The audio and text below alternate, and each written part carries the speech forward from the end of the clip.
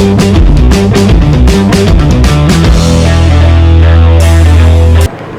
बेटा, welcome back to encounter with accountancy. My name is Anil. बेटा, previous video में हम लोगों ने फंडामेंटल ऑफ पार्टनरशिप का इंट्रो स्टार्ट किया था, जिसके अंदर मैंने आप लोगों को पार्टनरशिप की डेफिनेशन, पार्टनरशिप के फीचर्स, पार्टनर क्या हो, कौन होता है, पार्टनरशिप फर्म क्या होती है, फर्म का नाम, और साथ में मिनिमम और मैक्सिमम नंबर ऑफ पार्टनर, यहाँ तक मैंने करवा दिया था आप लोगों को। आज बेटा मैं उसके कंटिन्यूएशन में आगे करवाने जा रहा हूँ। ठीक है बेटा, तो चलो स्टार्ट करते हैं। देखिए देखो बेटा, मैंने 4 पॉइंट लिखवा दिए थे, आज मैं पॉइंट नंबर 5 लिखवाने जा रहा हूँ। पॉइंट नंबर 5, और पॉइंट नंबर 5 में बेटा क्या लिखवाने जा रहा हूँ, देखो, following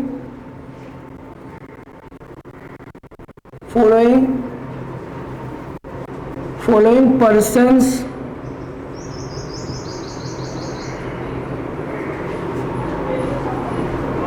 are not competent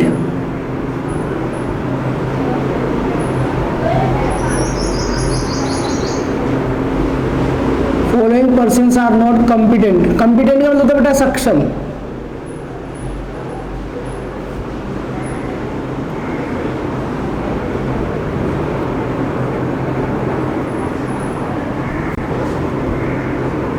to contract,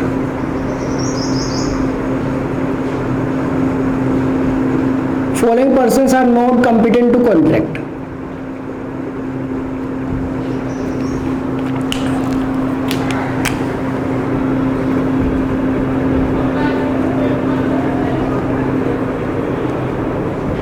अब बेटा ये कॉन्ट्रैक्ट क्या होता है, पहले तो आप लोगों को ये पता होना चाहिए। कॉन्ट्रैक्ट का मतलब बेटा ऐसा एग्रीमेंट, मैं कह रहा हूँ कॉन्ट्रैक्ट का मतलब ऐसा एग्रीमेंट जिसको लॉ के अंदर मनवाया जा सके। ठीक है, जिसको हम कल को सामने वाला एग्रीमेंट की बातों को फुलफिल ना करें तो उसको कोर्ट में केस करके उस पर उससे इन्फोर्स करके मनवाया जा सके। तो ऐसा एग्रीमेंट जो इन्फोर्सिबल बाय लॉ हो, ऐसा एग्रीमेंट जो एनफोर्सेबल बाय लॉ हो, उसे हम कॉन्ट्रैक्ट कहते हैं। यानी कॉन्ट्रैक्ट भी एग्रीमेंट ही होता है, बस ऐसा एग्रीमेंट होता है जिसको लॉ के थ्रू, कानून के थ्रू मनवाया जा सकता है, केस करके, सूट फाइल करके। यहाँ तक कोई डाउट है तो बताओ। ठीक है बेटा,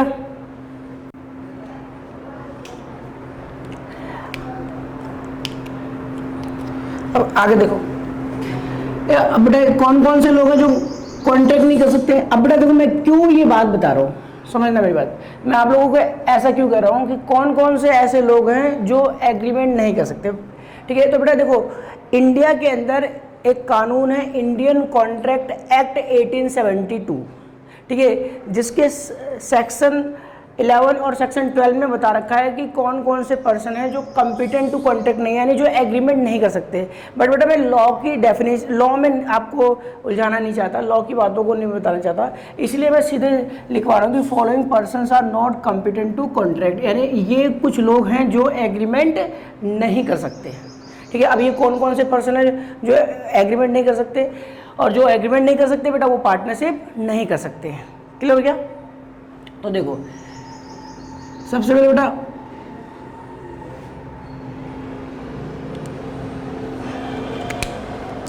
माइनर, सबसे पहले माइनर, जो माइनर होता है वो कॉम्पिटेंट टू कॉन्ट्रैक्ट नहीं होता, यानी माइनर ऐसा एग्रीमेंट नहीं कर सकता जिसको कोर्ट में मनवाया जा सके। तो माइनर जो है वो कॉम्पिटेंट टू कॉन्ट्रैक्ट नहीं है, यानी माइनर एग्रीमेंट करने के सक्षम नहीं होता, और जब वो एग्रीमेंट नहीं कर सकता तो वो पार्टनरशिप नहीं कर सकता। तो माइंड में डालना, माइनर के साथ पार्टनरशिप पॉसिबल नहीं है। अब बेटा माइनर क्या होता है? माइनर वो व्यक्ति होता है जिसकी एज 18 साल से कम होती है। हमारे लॉ में बताया गया कि ऐसा पर्सन, ऐसा व्यक्ति, ऐसा पर्सन जिसकी एज 18 साल या 18 साल से ज़्यादा है, वो मेजर है, वो अपने डिसीजन ले सकता है, वो उतना कैपेबल है, उतना सक्षम है कि वो अच्छा बुरा सोच सकता है। और ऐसा पर्सन जिसकी एज 18 साल या उससे कम, 18 साल से कम है, 18 साल से कम है, तो वो माइनर है, और माइनर अपना अच्छा बुरा नहीं सोच सकता। ठीक है, वो इतना कैपेबल नहीं होता, इतना सक्षम नहीं होता कि करेक्ट डिसीजन ले सके, इसलिए माइनर के साथ पार्टनरशिप पॉसिबल नहीं है। लॉ ने माइनर को प्रोटेक्ट करने के लिए ऐसा किया है, प्रोटेक्शन देने के लिए। कोई डाउट है तो बताओ, वरना बेटा लोग माइनर के साथ पार्टनरशिप कर लेंगे और पार्टनरशिप करके वो क्या करेंगे, देखो लोग क्या करेंगे, ऐसा पर्सन ढूंढेंगे जिसकी एज 18 साल से कम हो और उसके साथ पार्टनरशिप करेंगे और उससे काम करवाएंगे और प्रॉफिट के नाम पे चॉकलेट पकड़ा देंगे कि बेटा ये लो आपका चॉकलेट खाओ, और माइनर खुश हो जाएगा क्योंकि उसको सोचने और समझने की शक्ति उतनी नहीं है, उतना कैपेबल नहीं है, उतना सक्षम नहीं है। आज की डेट में है बेटा, आज की डेट में तो माइनर बहुत कुछ कर सकता है, लेकिन लॉ ने माइनर को प्रोटेक्ट करने के लिए ऐसा किया है कि माइनर कैपेबल नहीं होता। आज के बच्चे तो बहुत सक्षम होते हैं पहले के मुकाबले, ठीक है बेटा।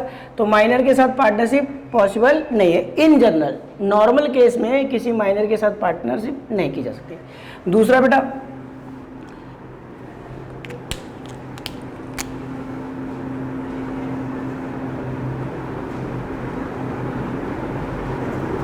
दूसरा है तुम्हारा unsound mind. Unsound mind,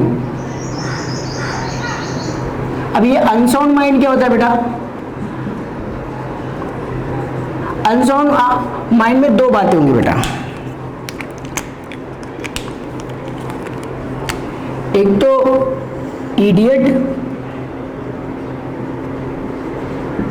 idiot और दूसरा होगा बेटा lunatic.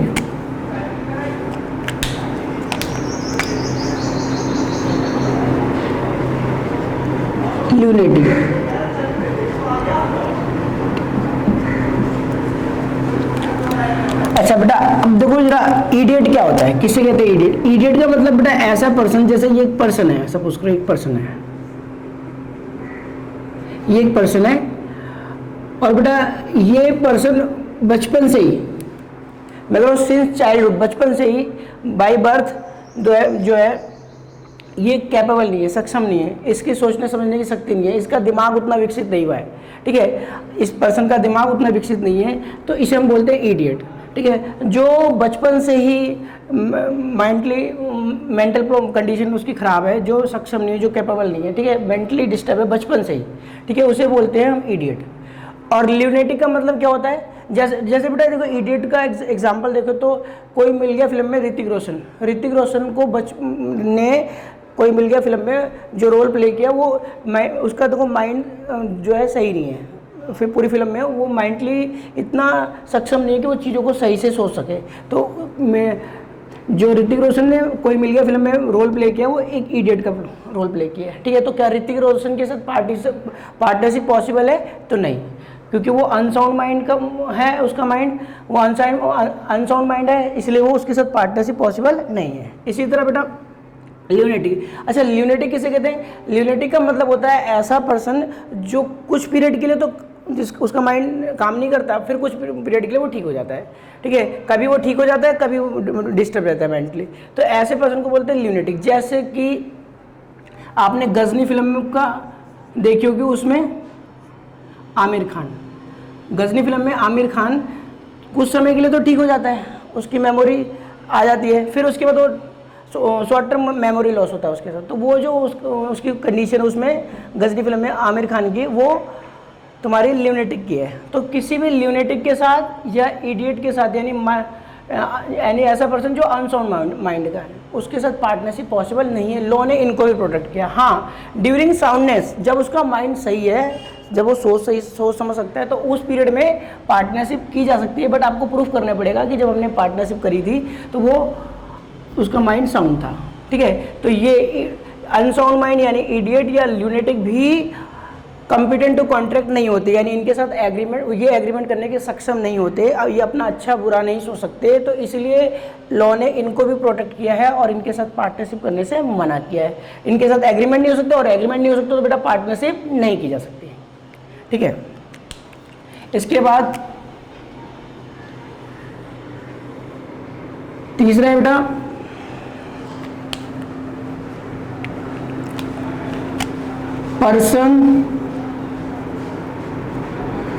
persons disqualified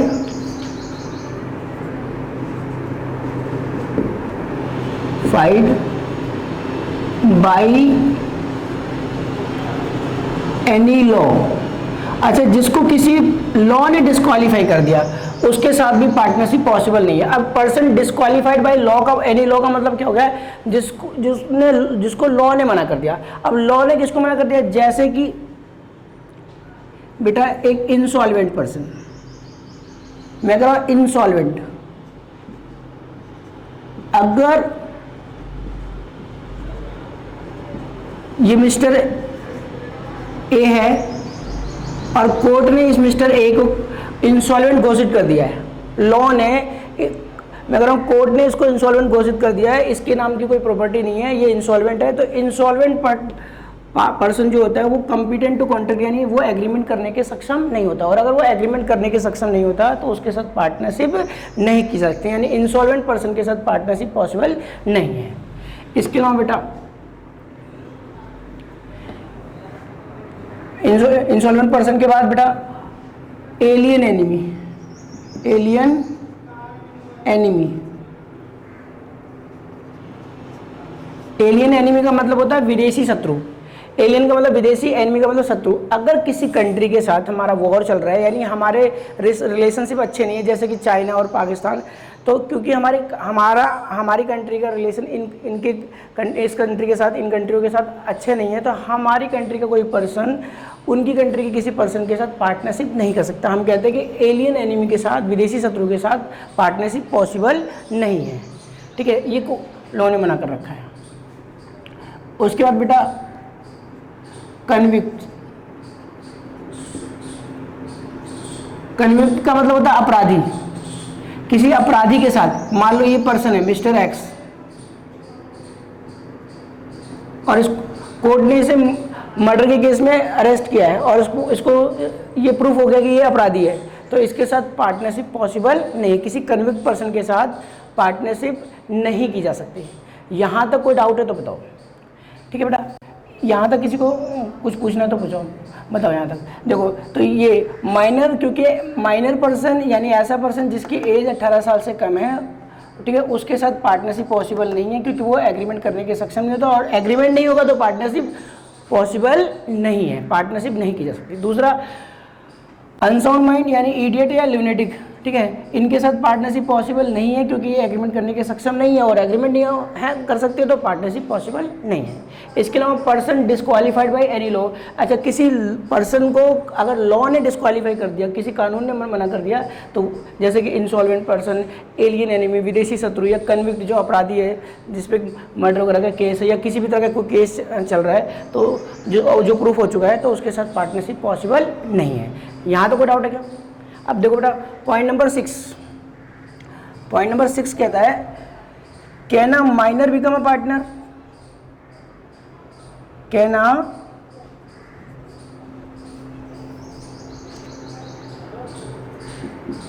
minor become a partner, can a minor become a partner. एक क्वेश्चन बनता है बेटा पेपर का फेमस क्वेश्चन है, एग्जाम में आता है, can a minor become a partner, क्या एक माइनर पार्टनर बन सकता है? ठीक है, तो देखो बेटा अभी मैंने बताया माइनर पार्टनर नहीं बन सकता, और बेटा ये वाला क्वेश्चन भी एग्जाम में आ चुका है, ये एग्जाम में आ चुका है पहले, ठीक है, तो इसलिए ध्यान से इसको बेटा पढ़ना भी है और याद भी करना है, ठीक है। दूसरा क्वेश्चन मैं कह रहा हूँ can a minor become a partner, क्या एक माइनर पार्टनर बन सकता है? तो माइंड में डाल लेना, अभी मैंने समझाया कि माइनर पार्टनर नहीं बन सकता, क्योंकि वो एग्रीमेंट करने के सक्षम नहीं होता, और जब एग्रीमेंट नहीं कर सकता तो पार्टनरशिप नहीं कर सकता। लेकिन बेटा देखो वो जनरल सिचुएशन है, इन जनरली एक माइनर के साथ पार्टनरशिप पॉसिबल नहीं होती। लेकिन देखो जब आपसे कोई पूछेगा तो आप यही कहोगे कि माइनर क्योंकि कॉम्पिटेंट टू कॉन्ट्रैक्ट नहीं होता, वो एग्रीमेंट करने के सक्षम नहीं होता, तो माइनर के साथ पार्टनरशिप नहीं की जा सकती इन जनरल।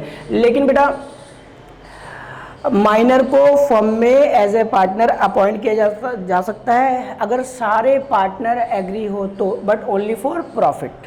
फर्म के पार्टनरशिप के प्रॉफिट के लिए पार्टनर बनाया जाता है। एक माइनर को फर्म में प्रॉफिट के लिए पार्टनर बनाया जा सकता है अगर सारे पार्टनर एग्री हो तो। इन जनरल माइनर पार्टनर नहीं बना सकता, बट मैं कह रहा हूँ माइनर को पार्टनर बनाना है तो ओनली फॉर प्रॉफिट के लिए बना सकते हैं, और वो भी सारे पार्टनर एग्री होने चाहिए। तो देखो आंसर क्या लिखूं, इसका आंसर होगा बेटा विद, यार ना सारे पार्टनर एग्री होने चाहिए, विद द कंसेंट। कंसेंट का मतलब होता है बेटा सारे सहमत होने चाहिए, राजी होने चाहिए। With the consent of all partner, सारे पार्टनर की रजामंदी से, सारे पार्टनर की सहमति से। A minor may B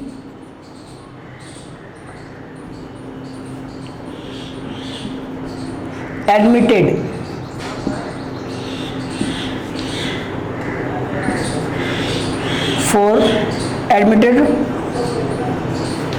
for profit, for profits of the partnership,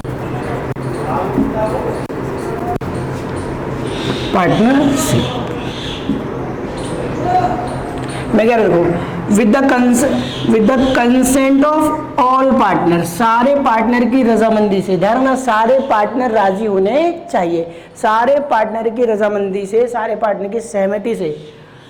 a minor may be admitted, चाहो तो लिख लो यहां पर as a partner, as a partner for profits of the partnership, केवल पार्टनरशिप के प्रॉफिट के लिए। ध्यान ना लॉस के लिए, ओनली फॉर प्रॉफिट, और उसके लिए सारे पार्टनर राजी होने चाहिए। इसका मतलब कि सारे पार्टनर अगर एग्री करते हैं तो हम किसी माइनर को फर्म में पार्टनर बना सकते हैं, but only for profits, loss के लिए नहीं। क्लियर हो गया? यहाँ तो कोई डाउट है तो बताओ। ठीक है, इसके बाद बेटा पॉइंट नंबर 6 देखो।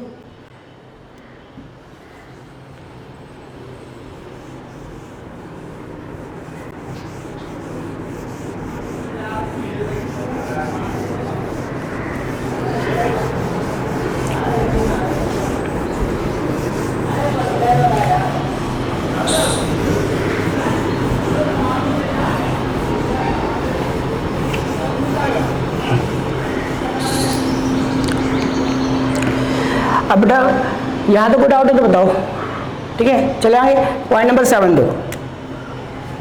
पॉइंट नंबर 7 क्या कह रहा है? पॉइंट नंबर 7 में rights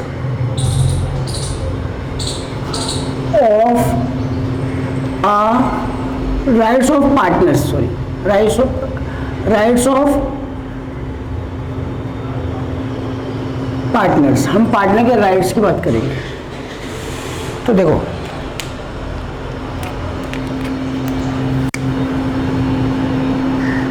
a partner, every partner, every partner has the right, every partner has the right। देखो ना एवरी पार्टनर हैज, हर एक पार्टनर के पास है द राइट। किस चीज़ का राइट है? देखो अब पार्टनर्स के राइट्स क्या है।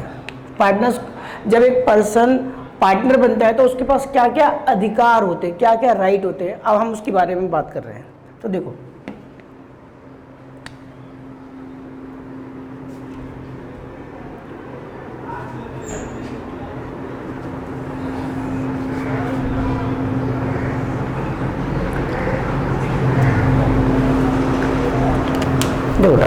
सबसे पहला राइट, पहले देखो every partner has the right to take part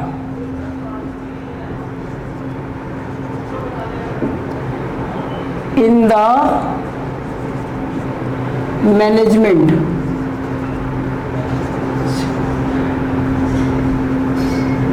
of the business, partnership business. यानी पहला राइट क्या बेटा, to take part in the management of business. हर एक पार्टनर के पास अधिकार होता है कि वो बिजनेस के मैनेजमेंट में पार्टिसिपेट करे। ठीक है, पार्टिसिपेट जाहिर सी बात है बेटा, अगर वो पार्टनर है तो वो चाहे तो वो पूरे बिजनेस के मैनेजमेंट में पार्टिसिपेट करेगा, बिजनेस के कामकाज में हाथ बटाएगा। बिजनेस को मैनेज करने में हर एक पार्टनर के पास राइट है कि वो हाथ बटा सकता है। दूसरा बेटा,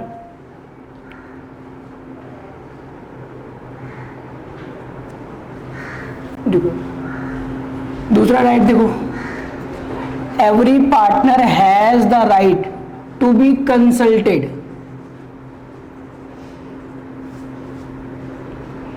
टू बी कंसल्टेड का मतलब होता है बेटा उसके साथ सलाह मशवरा किया जाए, उसके साथ बातचीत की जाए। किसके बारे में? बिजनेस के अफेयर्स के बारे में। बिजनेस में जो भी काम किया जा रहा है, जो भी डिसीजन लिया जा रहा है, जो भी एक्टिविटीज़ की जा रही है, उसके उन सारी बातों का हर एक पार्टनर चाहता है कि उसके साथ डिस्कशन हो, उसके साथ सारी बातें डिस्कस की जाए, सारी डिसीजन के बारे में बातचीत की जाए, उसके बाद डिसीजन लिया जाए। तो हर एक पार्टनर के पास अधिकार है कि वो कंसल्ट कर सकता है, वो अपनी बात को दूसरे पार्टनरों के साथ रख सकता है, उनकी बातों को सुनेगा, यानी आपस में बातचीत करेंगे, कंसल्ट करेंगे, तब जाके कोई भी एक्टिविटी की जाती है, डिसीजन लिए जाते हैं। तो every partner has the right to be consulted about the affairs of the business.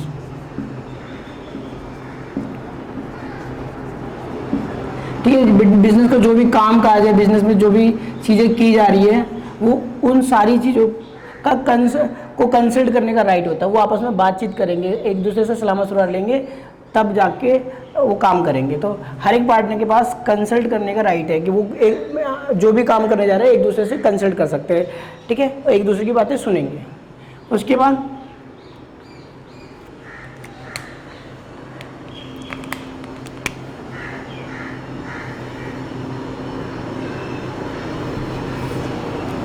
Next point देखो, फिर से every partner has the right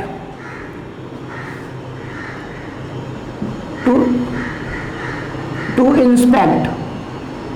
inspect का मतलब बेटा चेक करना, जांचना। Inspect, every partner has right to inspect the books of accounts.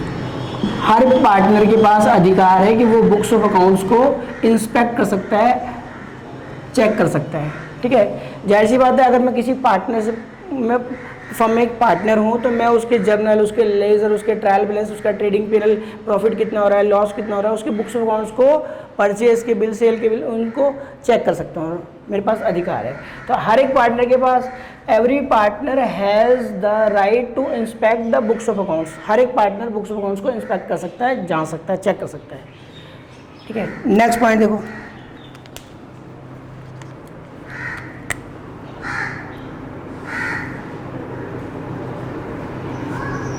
उसके बाद बेटा देख नेक्स्ट पॉइंट क्या कह रहे हैं, every partner has the right to share. बेटा टू ऐसे लिखो,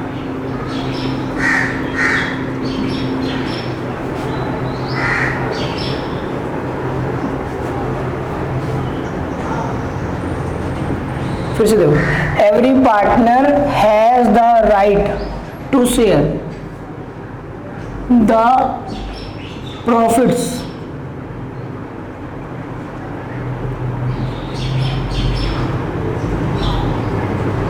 ऑफ द फर्म। हर एक पार्टनर को फर्म के प्रॉफिट को बांटने का अधिकार है। Every partner has the right to share the profits of the firm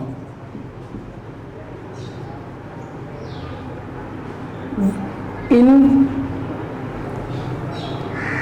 a specific ratio, in a ratio, in an agreed ratio लिख लो, in an agreed ratio with other partner, other partners. मैं कह रहा हूं बेटा हर एक partner को अधिकार होता है, हर एक पार्टनर को राइट होता है कि वो प्रॉफिट को शेयर करेगा बाकी पार्टनरों के साथ। और जाहिर सी बात है जब प्रॉफिट बांटा जाएगा तो किसी रेशियो में बांटा जाएगा ना भाई, किसको कितना कितना हिस्सा मिलेगा कैसे पता चलेगा। तो एक निश्चित रेशियो तय कर लेंगे, एक एग्रीड रेशियो तय कर लेंगे और उस रेशियो में वो प्रॉफिट को बांटेंगे बाकी सारे पार्टनरों के साथ।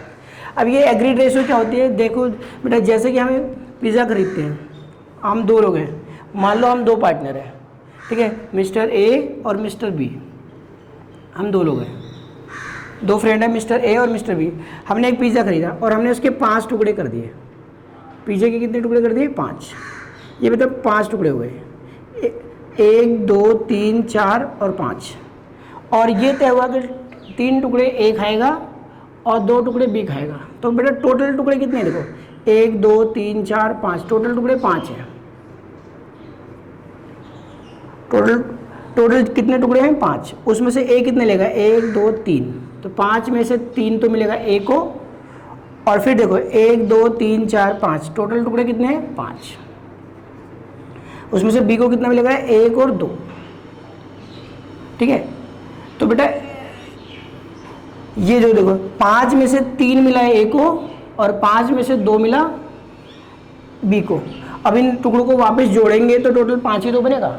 तो देखो अगर हम इसको एलसीएम लें तो 5 और 5 का एलसीएम कितना होता है? 5। वापस कितना आ जाएगा? 3:2, तो टोटल आ गया 5/5 यानी 1। कितना पिज़्ज़ा था? 1। तो मैं समझाना ये चाहता हूँ बेटा कि वो आपस में एक रेशो तय कर लेते हैं कि भाई कितना मेरे को मिलेगा कितना आपको मिलेगा। इसको हम जो शो करते हैं वो ऐसे करते हैं, एलसीएम ले लिया तो 3 एलसीएम ले लिया कितना गया? 5।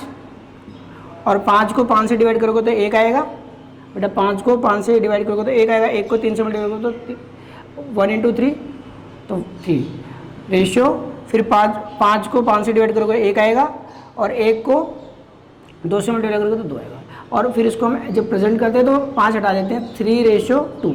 ये हमारी एक स्पेसिफिक रेशियो है। ऐसी रेशियो और भी हो सकती है, 1:1 हो सकती है, 5:4 हो सकती है, कुछ भी हो सकती है। इसे हम बोलते हैं रेशियो। तो पार्टनर प्रॉफिट को बांटने के लिए एक स्पेसिफिक रेशियो, एक निश्चित रेशियो तय कर लेते हैं और उसी रेशियो में अदर पार्टनर के साथ प्रॉफिट को बांटा जाता है। तो हर एक पार्टनर के पास अधिकार है कि वो प्रॉफिट को एक निश्चित रेशियो में, एक स्पेसिफिक रेशियो में प्रॉफिट को बांटे। यहाँ तो कोई डाउट है तो बताओ। नेक्स्ट पॉइंट देखो बेटा,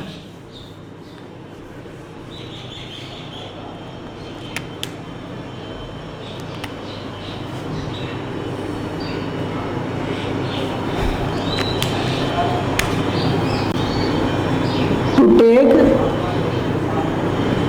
रिटायरमेंट फ्रॉम द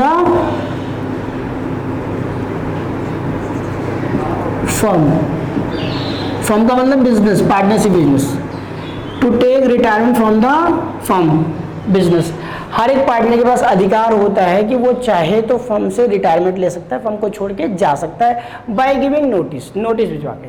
बाकी सारे पार्टनर को नोटिस भेजेगा और फर्म से रिटायरमेंट ले सकता है। और नेक्स्ट बेटा अगला पॉइंट,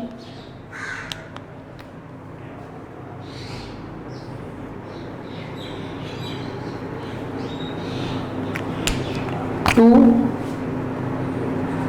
डिसअलाउ। डिसअलाउ का मतलब तो बेटा मना कर देना। वो डिसअलाउ कर देगा, अलाउ नहीं करेगा, परमिशन नहीं देगा। टू डिसअलाउ द एडमिशन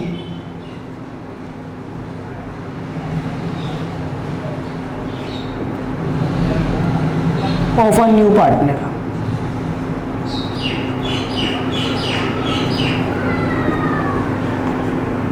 ठीक है, हर एक पार्टनर के पास अधिकार होता है, राइट होता है कि वो नए पार्टनर के एडमिशन को डिसअलाउ कर दे, ठीक है, परमिशन ना दे, कि वो कहे कि भाई मैं नहीं चाहता कि इसे सामने वाले इस पर्सन को पार्टनर बनाओ, तो पार्टनर नहीं बना सकते। जैसे कि एग्जांपल के तौर पे देखो बेटा, ये एक पार्टनरशिप फर्म है, एक पार्टनरशिप फर्म है, और इस फर्म के अंदर दो पार्टनर है, मिस्टर ए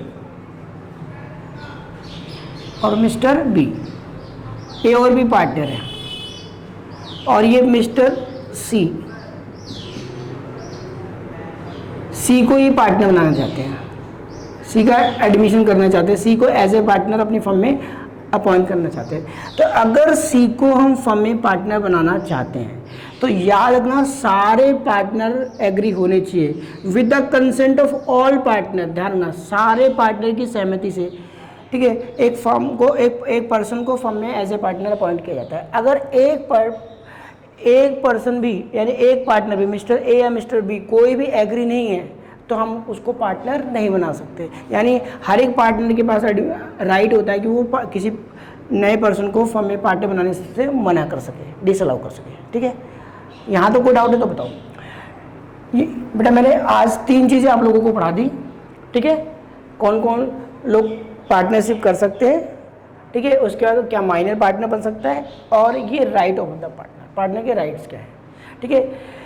अब बेटा नेक्स्ट क्लास में मैं आप लोगों को पार्टनरशिप डीड के बारे में बताऊंगा, ठीक है। उसके बाद मेरा इंट्रो खत्म हो जाएगा, उसके बाद हम आगे टॉपिक पढ़ना चालू कर देंगे। यहाँ तो कोई डाउट है तो बताओ।